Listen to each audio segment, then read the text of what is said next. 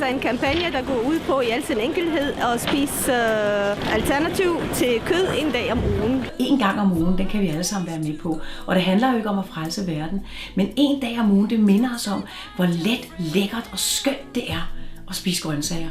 Med alle farverne og alt det lækre.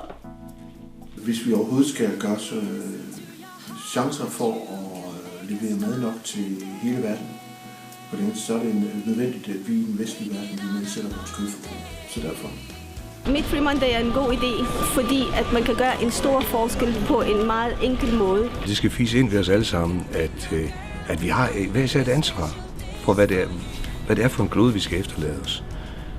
Og der kommer kødspisere i den og i højere grad ind, fordi vi producerer mere og mere, og til større og større skade for os alle sammen, og ikke mindst for dyr. Det er noget, som alle kan overskue og implementere i deres egen daglige, almindelige måde at spise på.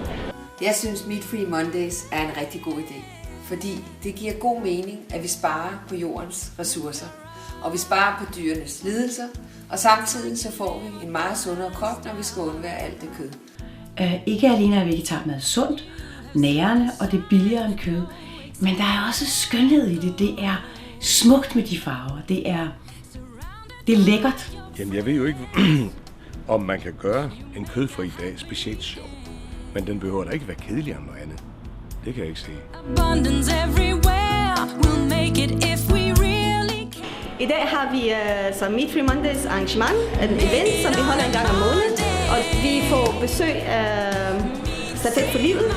Vi har spændende foredrag, og vi har en meget, meget lækker vegetarbuffet. Og vi slutter med Alberta Winding, som kommer og synger nogle fantastisk dejlige sange for os. Jeg kan fuldt ud tilslutte mig hele konceptet. Ja.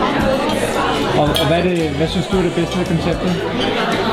Jamen det er for at bevare planeten og prøve at spare de steder, hvor man kan, sådan at det udleder mindre CO2 og alt det, synes jeg, man kan fuldt ud gå ind til. Det gør folk bevidste omkring, hvordan vi sviner.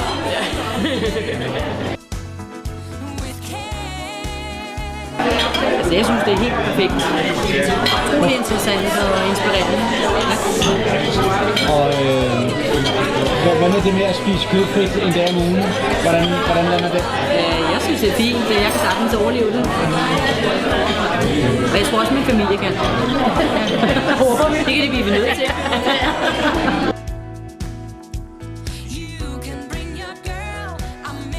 Jeg synes som koncept, er det dejligt, altså folk kan lære at få spist nogle andre ting, end det de sædvanligvis plejer at spise. Jeg synes også, det er en god måde at få en tanke på, hvad det dybere går ud på. Jeg er vild med dem her. Hvad er det for nogle? Jeg tror, det er broccoli. Ja. Der er friteret. Og lasagne er rigtig god. Men det hele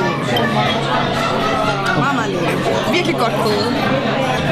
Jeg synes, at Meat Free Monday arrangementet er godt, fordi at det både samler nogle mennesker omkring det der med, at de skal spise en vegetardag i løbet af ugen. Det er jo med til at hjælpe miljøet, og så er der også det i det, der er et godt netværk. Ja, det er nok den kødfri lasagne. Jeg skal broccoli og noget appelsiner, og noget kål har jeg faktisk også prøvet med. Det er nok de 3 ingredienser. Men jeg er åben for alt. Min favoritret inden for vegetar, det er jo rigtig mange, men jeg er vild med stegte kartofler.